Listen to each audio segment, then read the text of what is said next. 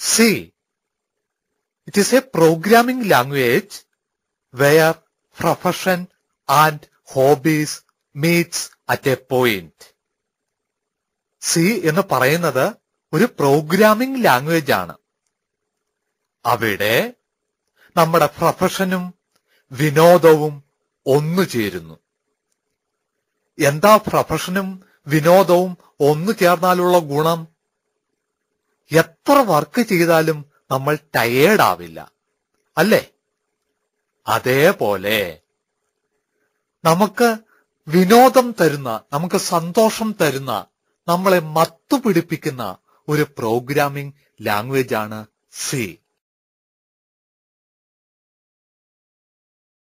Computer is a magic machine that can do anything, like Aladdin's wonderful lamp. അലാവുദ്ദീന്റെ wonderful ലാമ്പിനെ കുറിച്ച് നമ്മൾ കേട്ടിട്ടുണ്ട്. അതുപോലെ എന്തും ചെയ്യുന്ന ഒരു മാജിക് മെഷീനാണ് computer. It has logical efficiency rather than physical. കമ്പ്യൂട്ടറിന് ലോജിക്കൽ എഫിഷ്യൻസിയാണ് ഉള്ളത്. കായിക ശക്തി അല്ല കമ്പ്യൂട്ടറിനുള്ളത്, ബൗദ്ധിക ശക്തിയാണ് കമ്പ്യൂട്ടറിനുള്ളത്. വൈ? കാരണം കമ്പ്യൂട്ടറിന് ജോലി ചെയ്യാൻ, കമ്പ്യൂട്ടറിന് കായികമായി പ്രവർത്തിക്കാൻ കർമ്മേന്ദ്രിയങ്ങളില്ല. കമ്പ്യൂട്ടറിന് ജ്ഞാനേന്ദ്രിയങ്ങൾ മാത്രമേ ഉള്ളൂ. കീബോർഡും മൗസും സ്കാനറും അങ്ങനെയുള്ള ഇൻപുട്ട് ഡിവൈസുകൾ ജ്ഞാനേന്ദ്രിയങ്ങൾ മാത്രമേ കമ്പ്യൂട്ടറിനുള്ളൂ.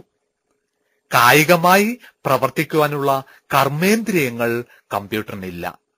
So it has logical efficiency rather than physical. This logic is imparted from human being. ഈ ലോജിക്ക് മനുഷ്യനാൽ നൽകപ്പെടുന്നതാണ്. കമ്പ്യൂട്ടറിന് സ്വയമേ ഒരു ബുദ്ധിയില്ല. ഒരു ഫലിതം പറഞ്ഞാൽ കമ്പ്യൂട്ടർ എന്നാൽ 100 ആനകളുടെ ശക്തിയും 5 വയസ്സുകാരന്റെ ബുദ്ധിയും. കമ്പ്യൂട്ടറിന് സ്വന്തമായിട്ടൊരു ബുദ്ധിയില്ല, 5 വയസ്സുകാരന്റെ പോലും ബുദ്ധിയില്ല. മനുഷ്യൻ നൽകുന്ന ബുദ്ധിയാണ് കമ്പ്യൂട്ടറിന്റെ ബുദ്ധി. മനുഷ്യൻ എന്തു നൽകുന്നു അത് കമ്പ്യൂട്ടർ ചെയ്യും. അപ്പം കമ്പ്യൂട്ടറിന്റെ ലിമിറ്റേഷൻ എന്ന് പറയുന്നത് ആ കമ്പ്യൂട്ടർ ഓപ്പറേറ്റ് ചെയ്യുന്ന വ്യക്തിയുടെ ലിമിറ്റേഷനാണ്.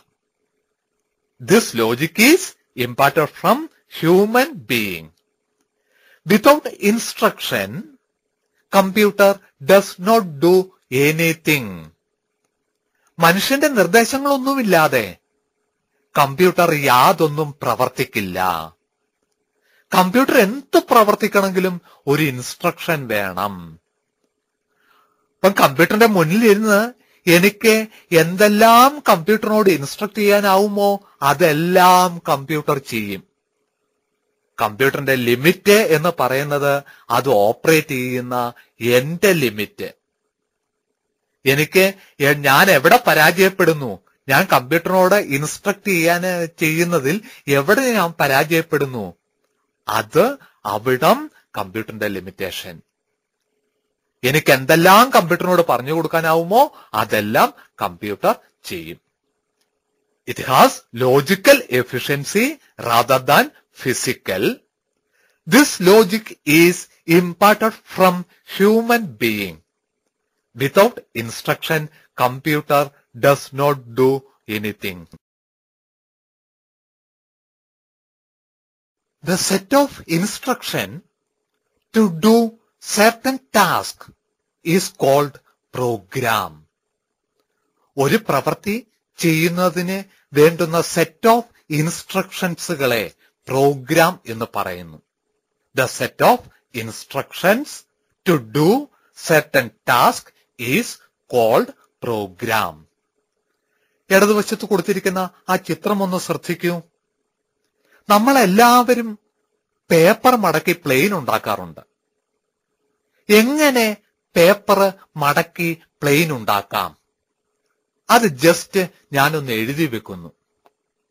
1. പേപ്പർ ഇങ്ങനെ മടക്കുക. 2, പേപ്പർ വീണ്ടും ഈ രീതിയിൽ മടക്കുക. 3, വീണ്ടും മടക്കുക. ഇങ്ങനെ പേപ്പർ എങ്ങനെയൊക്കെ മടക്കണം എന്ന് 1, 2, 3, 4 നമ്പർ ഇട്ട് നമ്മൾ എഴുതി വെക്കുന്നു. ആ എഴുതി വെച്ചിരിക്കുന്നത് വായിച്ച് ആർക്കും ഒരു പ്ലെയിൻ ഉണ്ടാക്കാനാവും. അതുപോലെ കമ്പ്യൂട്ടർ എന്തു ചെയ്യണം, അതിന് വേണ്ടുന്ന സെറ്റ് ഓഫ് ഇൻസ്ട്രക്ഷൻ 1 by 1 നമ്മൾ എഴുതുന്നു. അതാണ് programme. The set of instructions to do certain task is called program. Computer can understand only binary language consisting of zeros and ones. കമ്പ്യൂട്ടറിന് മനസ്സിലാകുന്ന ഒരേ ഒരു ഭാഷ ബൈനറി ലാംഗ്വേജ് ആണ്, മെഷീൻ ലാംഗ്വേജ് ആണ്. Consisting of zeros and ones, 0ഉം 1ഉം മാത്രം ഉൾപ്പെടുന്ന സംഖ്യകളുടെ രൂപത്തിലുള്ള, അതുകൊണ്ടാണ് നമ്മൾ ഡിജിറ്റൽ എന്ന് പറയുക. സംഖ്യകളുടെ രൂപത്തിലുള്ള ബൈനറി ലാംഗ്വേജ് ആണ് കമ്പ്യൂട്ടറിന് മനസ്സിലാകുന്ന ഒരേ ഒരു language. But it is not easy to us. നമ്മളെ സംബന്ധിച്ച് കമ്പ്യൂട്ടറിനോട് എന്തും സീറോസ് ആൻഡ് വൺസിൽ ഇൻസ്ട്രക്ട് ചെയ്യുക എന്ന് പറയുന്നത് ബുദ്ധിമുട്ടാണ്. നമുക്ക് മോർ കൺവീനിയന്റ് ആയിട്ടുള്ളത് ഇംഗ്ലീഷിൽ ഇൻസ്ട്രക്ഷൻസ് കൊടുക്കുക എന്നതാണ്. അതാണ് ഒരു പ്രോഗ്രാമിംഗ് ലാംഗ്വേജ് ചെയ്യുന്നത്. Programming languages help us to write programs using English words and it is known as high level languages or HLL. അപ്പൊ എന്താ ഹൈ ലെവൽ ലാംഗ്വേജസ്? കമ്പ്യൂട്ടറിന് സീറോസ് ആൻഡ് വൺസ് മാത്രമുള്ള ബൈനറി ലാംഗ്വേജ് മനസ്സിലാവുകയുള്ളൂ. പക്ഷേ ആ ബൈനറി ലാംഗ്വേജ് നമുക്ക് അത്ര കൺവീനിയന്റ് അല്ല. നമുക്ക് കൺവീനിയന്റ് ആയിട്ടുള്ള ഇംഗ്ലീഷ് ലൈക്ക് വേർഡ്സ്, ഇൻസ്ട്രക്ഷൻസുകൾ ഉപയോഗിച്ച് നമ്മൾ പ്രോഗ്രാം എഴുതുന്നു. അതിന് സഹായിക്കുന്ന പ്രോഗ്രാമിംഗ് ലാംഗ്വേജുകളാണ് high level programming languages. Programming languages that help us to write program using English words and it is known as high level language, HLL. Later, these instructions are translated into binary language with the help of a pre-written program called compiler. അപ്പൊ നമ്മൾ എഴുതുന്ന English ഇൻസ്ട്രക്ഷൻസുകളെ compiler എന്ന ഒരു pre written പ്രോഗ്രാമിന്റെ സഹായത്താൽ computer തന്നെ അത് binary ലാംഗ്വേജിലേക്ക് ട്രാൻസ്ലേറ്റ് ചെയ്തുകൊള്ളും. ആ ഇടതുവശത്ത് കൊടുത്തിരിക്കുന്ന ചിത്രം ഒന്ന് ശ്രദ്ധിക്കൂ. ഒരു മനുഷ്യൻ അല്പം ദേഷ്യത്തോടെ പറയുന്നു, ക്വിക്ക് ആഡ് 10 and 20. പക്ഷെ അത് കമ്പ്യൂട്ടറിന് മനസ്സിലാകുമോ? ആഡ് 10 and 20 എന്നുള്ളത് ഇംഗ്ലീഷ് ഇൻസ്ട്രക്ഷൻ ആണ്. അത് കമ്പ്യൂട്ടറിന് മനസ്സിലാവില്ല. അപ്പം കമ്പ്യൂട്ടറിന്റെ ഉള്ളിൽ ഓൾറെഡി അവൈലബിൾ ആയിട്ടുള്ള പ്രീ റിട്ടൺ പ്രോഗ്രാമായ കമ്പൈലർ ഈ ഇംഗ്ലീഷ് ഇൻസ്ട്രക്ഷൻസുകളെ കമ്പ്യൂട്ടറിന് മനസ്സിലാകുന്ന യന്ത്രഭാഷയിലേക്ക് ട്രാൻസ്ലേറ്റ് ചെയ്യും. ആ ട്രാൻസ്ലേറ്റ് ചെയ്യുന്നതാണ് മുകളിൽ കുറെ സീറോസ് ആൻഡ് വൺസ് ആയിട്ട് കൊടുത്തിരിക്കുന്നത് കാണുന്നത്. അപ്പം കമ്പൈലർ എന്ന് പറഞ്ഞു കഴിഞ്ഞാൽ ഇംഗ്ലീഷ് ഇൻസ്ട്രക്ഷൻസുകളെ ബൈനറി ലാംഗ്വേജിലേക്ക് ട്രാൻസ്ലേറ്റ് ചെയ്യാനുള്ള പ്രീ റിട്ടൺ പ്രോഗ്രാംസുകളെയാണ് കമ്പൈലർ എന്ന് പറയുക.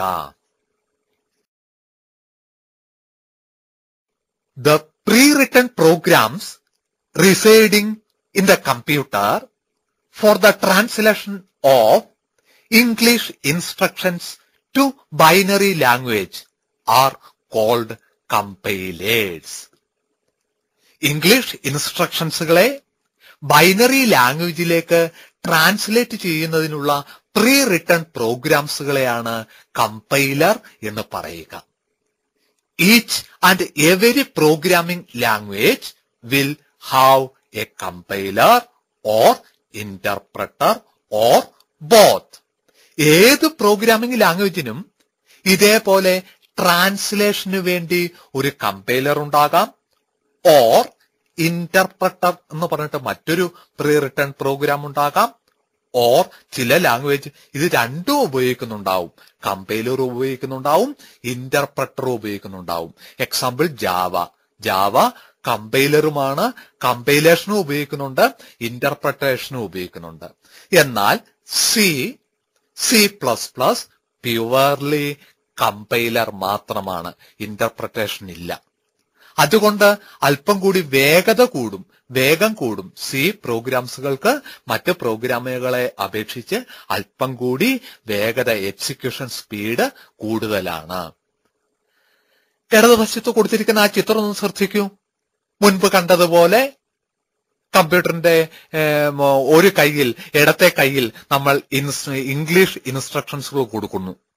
Let A equal to 10, B equal to 20, C is equal to A plus B, print the result C. അപ്പൊ ആ കമ്പ്യൂട്ടറിന്റെ ഉള്ളിൽ ഒരു പ്രീ റിട്ടൺ പ്രോഗ്രാം ഉണ്ടാവും. ഈ ഇംഗ്ലീഷ് ഇൻസ്ട്രക്ഷൻസുകളെ മെഷീൻ ലാംഗ്വേജിലേക്ക്, ബൈനറി ലാംഗ്വേജിലേക്ക് ട്രാൻസ്ലേറ്റ് ചെയ്യാനായിട്ടുള്ള കമ്പൈലർ ഉണ്ടാവും.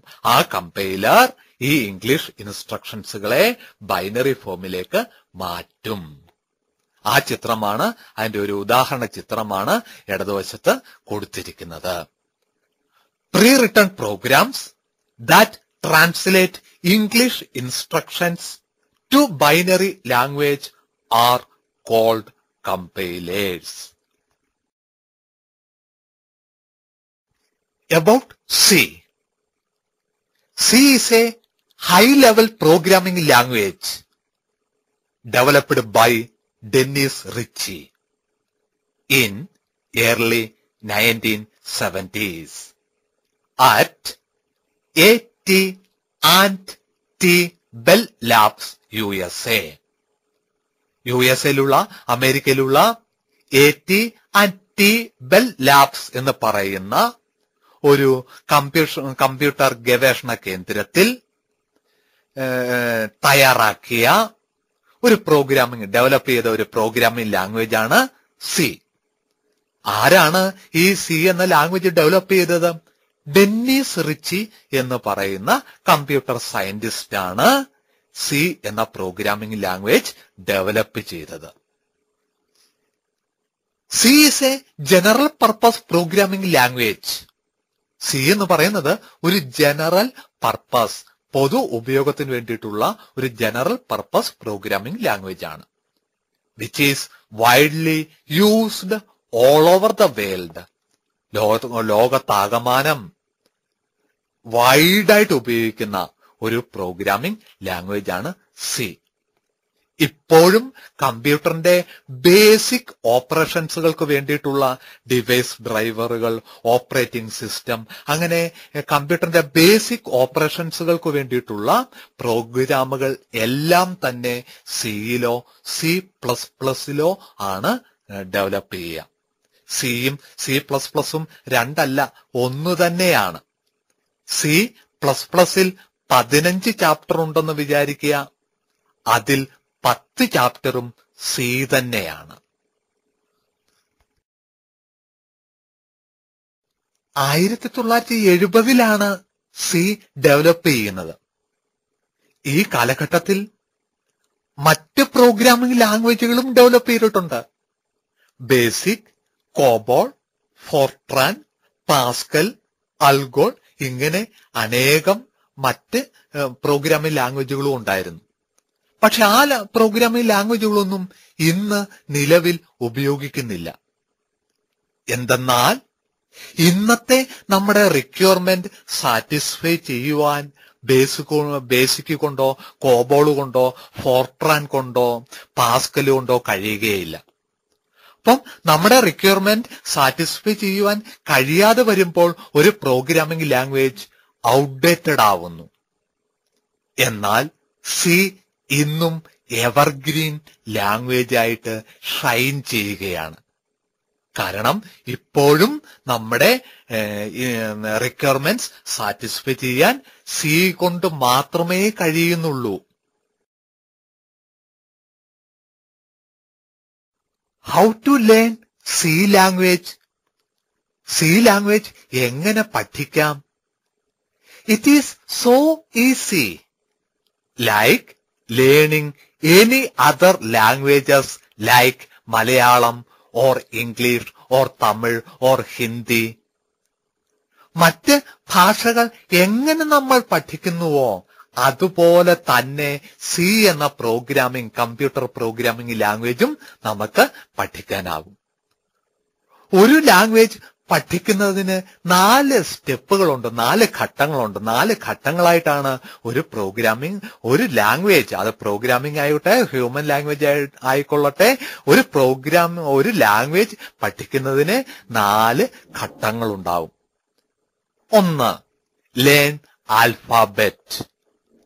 ആദ്യം ഒരു ലാംഗ്വേജ് പഠിക്കുമ്പോൾ ആദ്യം നമ്മൾ പഠിക്കുക ആ ലാംഗ്വേജിലെ അക്ഷരമാലകളാണ്.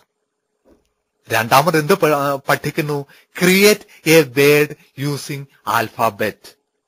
ആൽഫാബറ്റുകൾ ഉപയോഗിച്ചിട്ട് വാക്കുകൾ ഉണ്ടാക്കാനായിട്ട് നമ്മൾ രണ്ടാമത് പഠിക്കുന്നു. അപ്പൊ ആദ്യം അക്ഷരമാലയിലെ അക്ഷരങ്ങൾ പഠിക്കുന്നു, പിന്നീട് ആ അക്ഷരങ്ങൾ ഉപയോഗിച്ച് വാക്കുകൾ ഉണ്ടാക്കാൻ പഠിക്കുന്നു.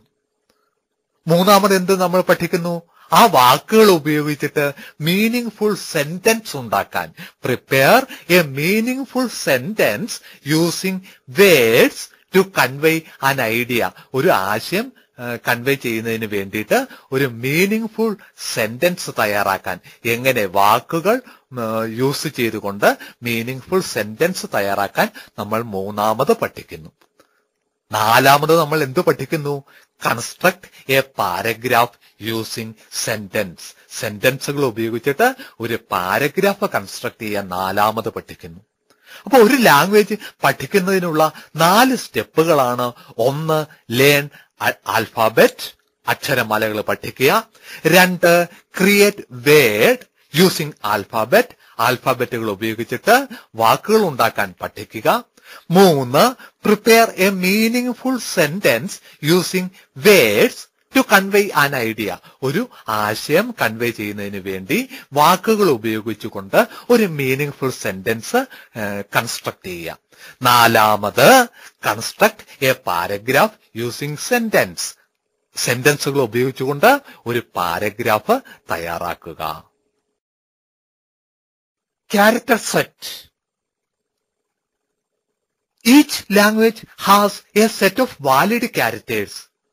ഓരോ ഭാഷയിലും അനുവദനീയമായ കുറെ അക്ഷരങ്ങൾ ഉണ്ടാവും. നമുക്കെല്ലാവർക്കും പരിചിതമാണ് alpha, beta, gamma, theta, pi. ഇത്തരം കുറെ പേരുകൾ നമുക്ക് എല്ലാവർക്കും പരിചിതമാണ്. വാസ്തവത്തിൽ ഇതെല്ലാം എന്താ? ഗ്രീക്ക് അക്ഷരമാലയിലെ അക്ഷരങ്ങളാണ്. Alpha, beta, gamma, theta, pi മുതലായവ. അതുപോലെ ഓരോ ലാംഗ്വേജിലും ഒരു സെറ്റ് ഓഫ് അക്ഷരമാലയുണ്ടാവും. Character set is a set of characters that are recognized by the language. ഒരു ലാംഗ്വേജിൽ മനസ്സിലാകുന്ന അക്ഷരങ്ങളുടെ കൂട്ടത്തെയാണ് ക്യാരക്ടർ സെറ്റ് എന്ന് പറയുക. സീസ് character set contains capital alphabet A to Z, lower alphabet A to Z, digits 0 to 9, and some special symbols like comma, semicolon, greater than, lesser than, equal to, plus, minus, into star ആണ്, by, percentage, etc. etc. അപ്പം C programming ലാംഗ്വേജിന്റെ സിയുടെ character set എന്ന് പറയുന്നത് വലിയ അക്ഷരത്തിലുള്ള A to Z ചെറിയ അക്ഷരങ്ങളായിട്ടുള്ള A to Z 0 to 9 വരെയുള്ള ഡിജിറ്റ്സുകളും plus some other special symbols like comma, semicolon, greater than, etc., etc. അപ്പോൾ ഒരു ലാംഗ്വേജ് പഠിക്കാനുള്ള ആദ്യ ഘട്ടം ആ ഭാഷയിലെ അക്ഷരമാലകൾ പഠിക്കുക എന്നുള്ളതാണ്. ആ സിയുടെ ക്യാരക്ടർ സെറ്റ് നമ്മൾ പഠിച്ചു കഴിഞ്ഞു. ഇനി രണ്ടാമത്തെ ഘട്ടം എന്താ? രണ്ടാമത്തെ സ്റ്റെപ്പ് എന്താ? നമ്മൾ പഠിച്ച അക്ഷരങ്ങൾ ഉപയോഗിച്ച് വാക്കുകൾ സൃഷ്ടിക്കുക. ഇതാണ് രണ്ടാമത്തെ ഘട്ടം. Tokens. We can create meaningful words using 2 or more characters. രണ്ടോ അതിലധികമോ അക്ഷരങ്ങൾ ഉപയോഗിച്ചുകൊണ്ട് അർത്ഥവത്തായ ഒരു പേര് ക്രിയേറ്റ് ചെയ്യുക. Like this, token is a sequence of characters that are understood by C compiler. ഇപ്പൊ ടോക്കൺ എന്ന് പറഞ്ഞു കഴിഞ്ഞാൽ C കമ്പൈലറിന് മനസ്സിലാവുന്ന അണ്ടർസ്റ്റാൻഡ് ചെയ്യാൻ പറ്റുന്ന സീക്വൻസ് ഓഫ് ക്യാരക്ടേഴ്സിനെയാണ് ടോക്കൺസ് എന്ന് പറയുക. Token is a sequence of characters that are understood by the C compiler. These are building stone of a C program. ടോക്കൺസിനെയാണ് സി പ്രോഗ്രാമിന്റെ ബിൽഡിംഗ് സ്റ്റോൺ എന്ന് പറയുക. Main divisions of C tokens are. C ടോക്കണിനെ മൂന്നായിട്ട് വിഭജിച്ചിട്ടുണ്ട്. ആ 3 വിഭജനങ്ങളാണ് ഈ താഴെ പറയുന്നത്. Main divisions of C tokens are: 1 keywords, 2 identifiers, 3 operators.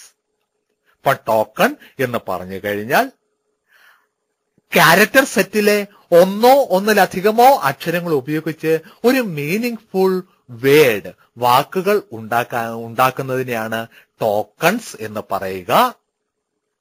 ഈ ടോക്കൺസുകളാണ് സി പ്രോഗ്രാമിന്റെ ബിൽഡിംഗ് സ്റ്റോൺസ്. ഇപ്രകാരം ഉണ്ടാക്കുന്ന വാക്കുകൾ അല്ലെങ്കിൽ ടോക്കൺസുകൾ 3 ജാതിയിൽ 3 തരത്തിലുണ്ടാവാം. നാമം, ക്രിയ, വെർബ്, ആഡ്വെർബ്, നൗൺസ് എന്നെല്ലാം നമ്മൾ പറയില്ലേ? ഇവയെല്ലാം വാക്കുകൾ തന്നെയാണ്. ചിലതൊക്കെ നാമങ്ങളാവാം, നൗൺ ആവാം, ചിലതൊക്കെ ക്രിയകളാകാം, വെർബാകാം. എന്നതുപോലെ സി ടോക്കൺസുകളും 3 കാറ്റഗറിയിലുണ്ട്: keywords, identifiers and operators. Keywords. Keywords are the reserved words which have certain meaning. ഒരു നിശ്ചിത അർത്ഥമുള്ള വാക്കുകളെയാണ് കീവേഡ്സ് എന്ന് പറയുക. ഒരു പ്രത്യേക അർത്ഥമുള്ള വാക്കുകളെയാണ് കീവേഡ്സ് എന്ന് പറയുക. താഴെ കൊടുത്തിരിക്കുന്ന ആ കാർട്ടൂൺ ചിത്രങ്ങളൊന്ന് നോക്കൂ. ഒരു കാർട്ടൂൺ ചിത്രം പറയുന്നു, എന്റെ പേര് അവൻ.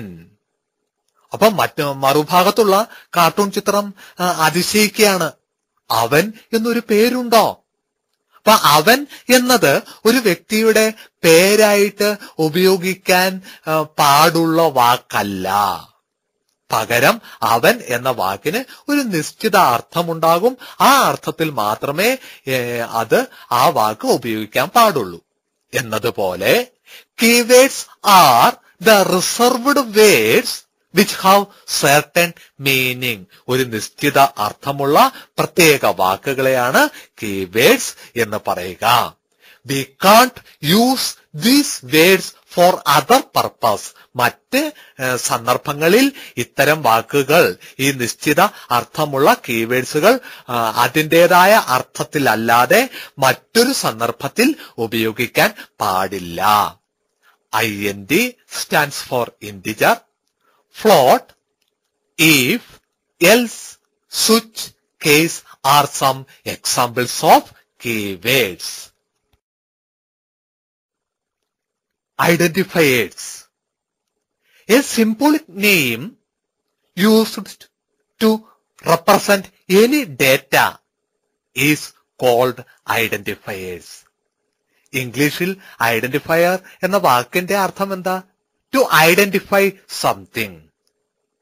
അതേപോലെ ഏതെങ്കിലും ഒരു ഡേറ്റയെ ഐഡന്റിഫൈ ചെയ്യാനായി ഉപയോഗിക്കുന്ന സിംബോളിക് നെയിംസിനെ പേരുകളെയാണ് ഐഡന്റിഫയർ എന്ന് പറയുക. A symbolic name used to represent any data is called identifiers. The ultimate aim of a computer program is the processing of data. ഡേറ്റകൾ പ്രോസസ് ചെയ്യുക എന്നതാണ് ഏതൊരു കമ്പ്യൂട്ടർ പ്രോഗ്രാമിന്റെയും അൾട്ടിമേറ്റ് എയിം.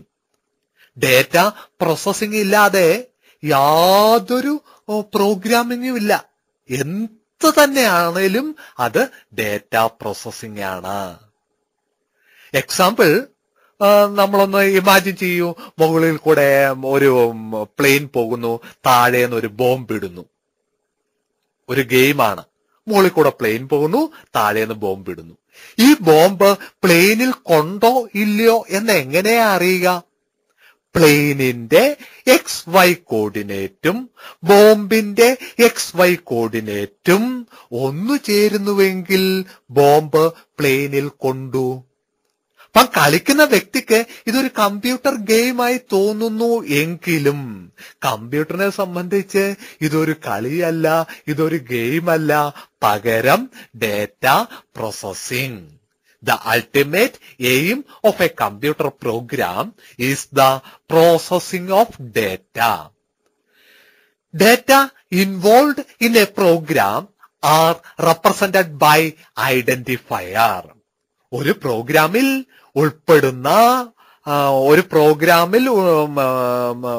ഉൾപ്പെടുന്ന ഡേറ്റകളെ റെപ്രസെന്റ് ചെയ്യാനായിട്ടാണ് ഐഡന്റിഫയർ ഉപയോഗിക്കുക. ഒരു പ്രോഗ്രാമിൽ ഇൻവോൾവ് ചെയ്യുന്ന ഡേറ്റകളെ റെപ്രസെന്റ് ചെയ്യുന്നതിന് വേണ്ടി ഐഡന്റിഫയേഴ്സ് ഉപയോഗിക്കുന്നു. It must begin with an English letter and may contains digits or underscore. ഏത് ഐഡന്റിഫയറും ഒരു ഇംഗ്ലീഷ് ലെറ്ററിൽ, ഇംഗ്ലീഷ് ആൽഫബറ്റിൽ സ്റ്റാർട്ട് ചെയ്തിരിക്കണം. And may contain digits or underscore. പിന്നീട് അപ്പൊ ആരംഭിക്കുന്നത് ഒരു ഇംഗ്ലീഷ് വാക്ക്, ഇംഗ്ലീഷ് അക്ഷരത്തിലായിരിക്കണം. പിന്നീട് അക്ഷരങ്ങളോ നമ്പേഴ്സോ അണ്ടർസ്കോറോ എന്തുമാകാം, പക്ഷെ ഒറ്റ വാക്കായിരിക്കണം. മാക്സിമം 32 അക്ഷരമേ പാടുള്ളൂ. അപ്പൊ it must begin with an English letter and may contain digits or underscore. Sometimes these are also called variables. ചില സന്ദർഭങ്ങളിൽ ഐഡന്റിഫയേഴ്സുകളെ വേരിയബിൾ എന്നും പറയാറുണ്ട്. എന്താ വേരിയബിൾ എന്ന വാക്കിന്റെ അർത്ഥം? വേരി ചെയ്യുന്നത്. അതായത് ഒരു സന്ദർഭത്തിൽ നമ്മൾ ഒരു വാല്യൂ കൊടുക്കുന്നു, പ്രോഗ്രാമിന്റെ മറ്റൊരു സന്ദർഭത്തിൽ ഈ സെയിം വേരിയബിളിന് മറ്റൊരു വാല്യൂ ആയിരിക്കും ഉണ്ടാവുക. അപ്പൊ വാല്യൂ ചേഞ്ച് ചെയ്യുന്ന, അതുകൊണ്ട് അതിനെ വേരിയബിൾസ് എന്ന് പറയുന്നു. എക്സാമ്പിൾ ഒന്ന് നോക്കൂ. Let A equal to 10, B equal to 20. We can find its sum C is equal to A plus B. അപ്പൊ 10 എന്ന വാല്യൂവിനെ ഐഡന്റിഫൈ ചെയ്യുന്നതിന് വേണ്ടി എ എന്ന ഐഡന്റിഫയർ ഓർ വേരിയബിൾ ഉപയോഗിക്കുന്നു. 20 എന്ന വാല്യൂവിനെ ഐഡന്റിഫൈ ചെയ്യുന്നതിന് വേണ്ടി, റെപ്രസെന്റ് ചെയ്യുന്നതിന് വേണ്ടി ബി എന്ന വേരിയബിൾ ഓർ ഐഡന്റിഫയർ ഉപയോഗിക്കുന്നു. We can find its sum C equal to A plus B. അവിടെ ഒരു കാർട്ടൂൺ ചിത്രം കൊടുത്തിരിക്കുന്നു. നമ്മളൊക്കെ പറയാറില്ലേ, ഒരു സ്ക്വയറിന്റെ ഏരിയ എന്താ? L into B. ഇവിടെ L എന്നത് ഒരു വാല്യൂവിനെ സൂചിപ്പിക്കുന്നു, B എന്നത് മറ്റൊരു വാല്യൂവിനെ സൂചിപ്പിക്കുന്നു. ഇപ്രകാരം ഒരു വാല്യൂവിനെ, ഒരു ഡേറ്റയെ സൂചിപ്പിക്കുവാൻ ഉപയോഗിക്കുന്ന അക്ഷരങ്ങളെയോ വാക്കുകളെയോ ഐഡന്റിഫയേഴ്സ് എന്ന് പറയുന്നു.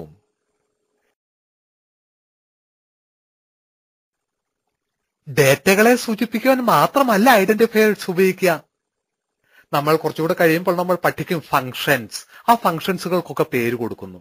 ആ ഫങ്ഷൻസുകളും ഫങ്ഷൻസുകളുടെ പേരും ഐഡന്റിഫയർ എന്ന് തന്നെയാണ് നമ്മൾ പറയുക. അപ്പം ഡേറ്റകൾക്ക് മാത്രമല്ല ഐഡന്റിഫയർ ഉപയോഗിക്കുക, പക്ഷേ ഏറ്റവും അധികം കൂടുതലായി നമ്മൾ യൂസ് ചെയ്യുന്നത് ഡേറ്റകളെ സൂചിപ്പിക്കാനായിട്ടാണ് ഐഡന്റിഫയേഴ്സ് കൂടുതലായിട്ട് ഉപയോഗിക്കുന്നത്. ടോക്കൺസിൽ മൂന്നാമതായിട്ട് വരുന്നത് ഓപ്പറേറ്റേഴ്സ്. ആ പേര് നമുക്ക് എല്ലാവർക്കും പരിചിതമാണ്, operators. It is A symbol four certain arithmetic or logical operations. ഒരു അരിത്തമെറ്റിക് ഓർ ലോജിക് അല്ലെങ്കിൽ മറ്റൊരു ഓപ്പറേഷന് വേണ്ടിയിട്ടുള്ള മറ്റൊരു പ്രവർത്തിക്ക് വേണ്ടി ഉപയോഗിക്കുന്ന സിംബലുകളെയാണ് ഓപ്പറേറ്റേഴ്സ് എന്ന് പറയുക. It is A symbol four certain arithmetic or logical operations. Let a equal to 10 and b equal to 20 are two identifiers, and their sum or product can be calculated either using plus or using star. എയും ബിയും രണ്ട് values ആണെന്ന് വിചാരിക്കുക. എയുടെ value 10, ബിയുടെ value 20.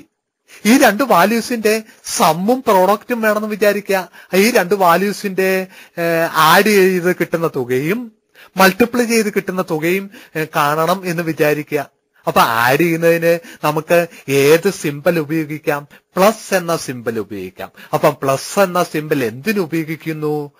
Addition എന്ന arithmetic ഓപ്പറേഷനെ represent ചെയ്യാനാണ് plus എന്ന സിമ്പൽ ഉപയോഗിക്കുക. അപ്പം plus is an operator. Star എന്തിനാ ഉപയോഗിക്കുക? പ്രോഡക്റ്റ് കാണാൻ, മൾട്ടിപ്ലൈ ചെയ്യാനായിട്ടാണ് സ്റ്റാർ ഉപയോഗിക്കുക. അല്ലെ, അവിടെ എക്സാമ്പിൾ ആയിട്ട് കൊടുത്തിട്ടുണ്ട്. Sum is equal to A plus B and product equal to A into B. അപ്പൊ സ്റ്റാറും പ്ലസും ഓപ്പറേറ്റേഴ്സുകളാണ്. എന്താ ഓപ്പറന്റ്? എന്തിനെയാണോ ഓപ്പറേറ്റ് ചെയ്യുന്നത്? They are operands.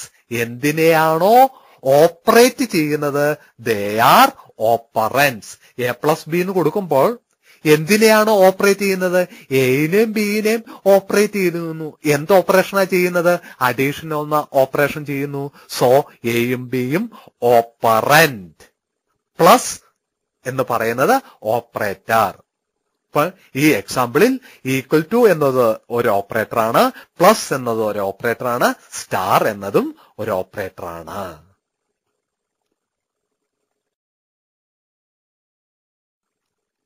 ഈ സ്ലൈഡിൽ നമ്മൾ കൊടുത്തിരിക്കുന്നത് ചില ഓപ്പറേറ്ററുകളുടെ ലിസ്റ്റാണ്. Mostly using arithmetic operators. കൂടുതലായി ഉപയോഗിക്കുന്ന അരിത്തമെറ്റിക് ഓപ്പറേറ്ററുകളുടെ ലിസ്റ്റാണ് ഈ താഴെ കൊടുത്തിരിക്കുന്നത്.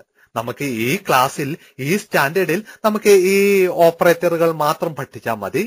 ഹയർ സ്റ്റാൻഡേർഡിൽ മറ്റ് ക്ലാസ്സുകളിൽ നമുക്ക് ഇതിനേക്കാൾ കൂടുതൽ ഓപ്പറേറ്ററുകൾ നമുക്ക് പഠിക്കേണ്ടി വരാം. അപ്പൊ ഈ ലിസ്റ്റ് ഒന്ന് നോക്കൂ. ആദ്യം കാണുന്ന ഓപ്പറേറ്റർ പ്ലസ്.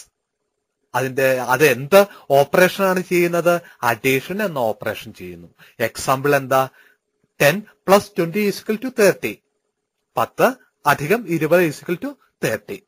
രണ്ട് വാല്യൂ പ്ലസ് ചെയ്യാൻ മാത്രമല്ല, നമുക്ക് 3 വാല്യൂസോ 4 വാല്യൂസോ എത്ര വാല്യൂസ് വേണമെങ്കിലും നമുക്ക് പ്ലസ് ചെയ്ത് പോകാം.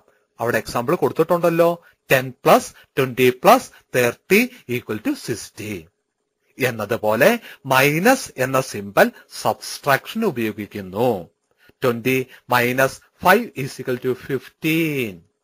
15 - 20 = -5. നമ്മൾ സാധാരണ ഗുണിക്കാനായിട്ട് എക്സ് എന്ന ലെറ്റർ ആണ് നമ്മൾ സാധാരണ ഉപയോഗിക്കുക, ഇല്ലേ? എന്നാൽ കമ്പ്യൂട്ടറിൽ എക്സ് എന്ന ലെറ്റർ അത് ആൽഫാബറ്റ് ആണ്, ലെറ്റർ ആണ്.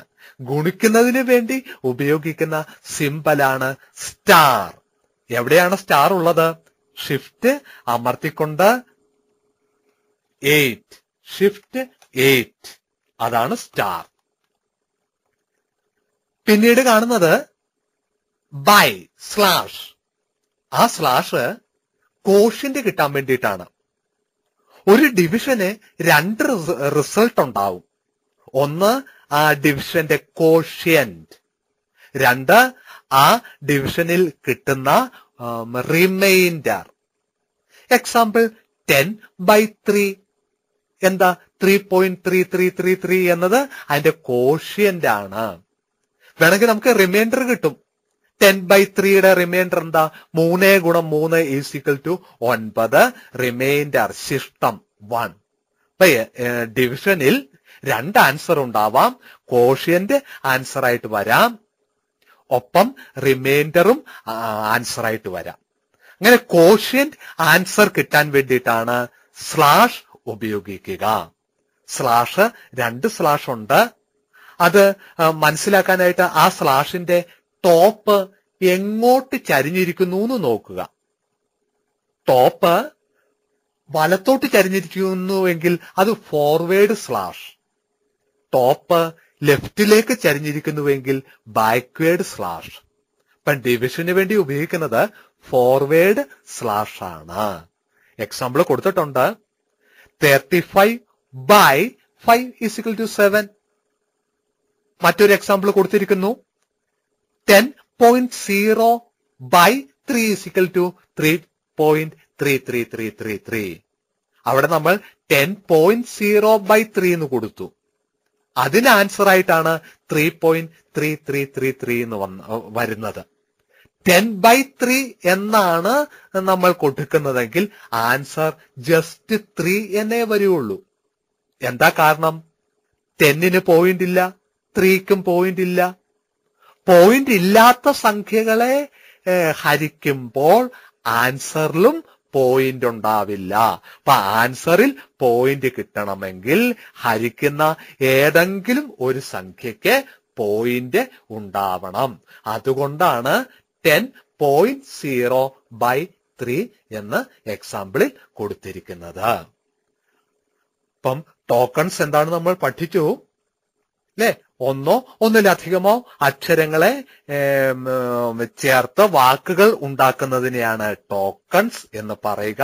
നമ്മളത് എന്തിനോടാണ് ഉദാഹരിച്ചത്? ക്രിയകൾ, നൗൺ, ആഡ്വർബ്, വെർബ് എന്നൊക്കെ പറയുന്നത് പോലെ ടോക്കൺസിന് 3 ഡിവിഷൻസുകളുണ്ട്.